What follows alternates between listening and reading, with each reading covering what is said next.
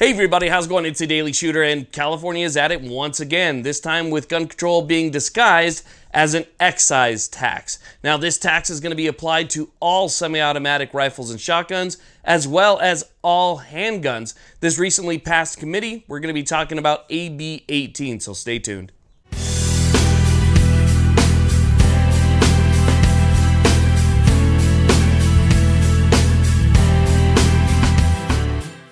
Now, if you've been watching the channel for a while, you know that back in December, I made a video about this topic and AB18 back in December of 2018.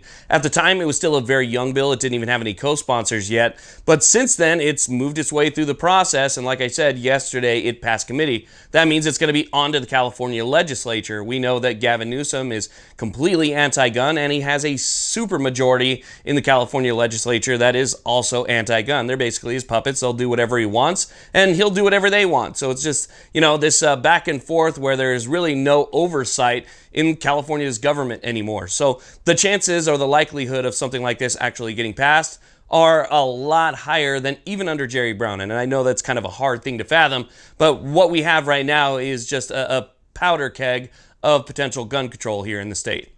Okay, so let me go ahead and break this down for you and condense it, because this is an extremely long bill, especially for something that's just supposed to be an excise tax. But I think what they're doing here is they're adding language, they're crossing their T's and dotting their I's, because they know that this is a backdoor gun control bill. Just like the California safe handgun roster is backdoor gun control as well. They know that the second this gets passed, they're going to get sued, so they're adding language or an argument inside the bill itself before it ever even goes in front of a judge. But basically what they want to do is they want to levy an extra tax on all new handgun purchases as well as semi-automatic rifles and shotguns.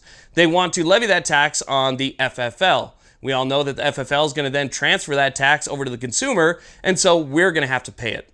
Now, this tax is going to be on top of your local tax and state tax, on top of any dealer's fees, your dross, and all of that type of stuff. So it's basically tax upon tax upon tax upon fee, on top of the standard purchase price of whatever you're getting.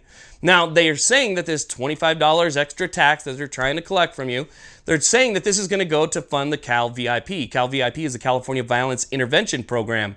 They have a lot of different programs. There's a big bureaucracy that's going to be attached to it, and they're going to be handing out money and grants to different research facilities and gun violence prevention research and stuff like that. So the money is going to be kind of spread all over to try and help against and prevent gun violence in the state of California. Now, I'll put a link to this bill down below. You guys can read through it if you'd like to, but if you do, pay close attention to the words that they use, because they use the words gun violence a lot. They use certain anti-gun terms and terminology in this bill that it's really, really disturbing. It shows the bias in this bill, that they're not trying to collect a tax in order to fund a pet project of theirs. This is actually gun control, and it shows in the words that they use. So they're saying, for instance, gun violence prevention. We all know that guns are not inherently violent, right? We all know that it's just a piece of metal. Sitting a gun on a table is not going to go off and hurt somebody. People are violent. People with violence and ill intent in their hearts that have the willingness to act on it are violent. And whatever tool they choose, we should be fighting against that person. The person who is willing to do violence on somebody else. Okay, that is the problem. And until we actually stop and we start addressing that core issue, then addressing what tool they're using, be it a car, hammer, tool, screwdriver, knife, gun, whatever, until we stop addressing that and start addressing the actual problem, the person, then there's never going to be any prevention.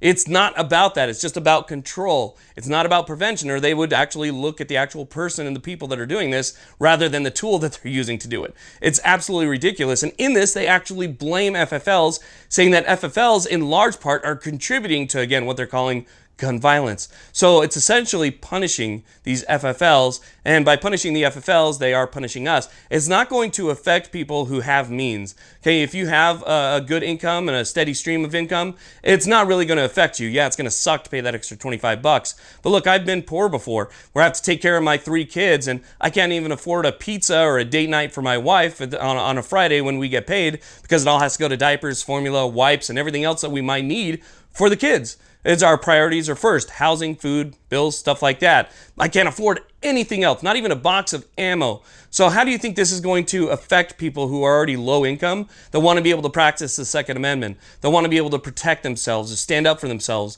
They're not. This essentially prices them out of the market. So it takes one segment of society and now pushes them further away from being able to practice their Second Amendment rights. So yes, this is backdoor gun control at its finest. California has learned how to do that pretty well. You've seen a lot of these bills come through that are not right in your face gun control, but they add to the gun control bill. That's, they add to the gun control that already exists in the state. So anyway, it's a bad bill. We're going to watch it very closely, and I will give you guys any updates that come down as this makes its way through the California legislature and maybe even up to Gavin Newsom's desk.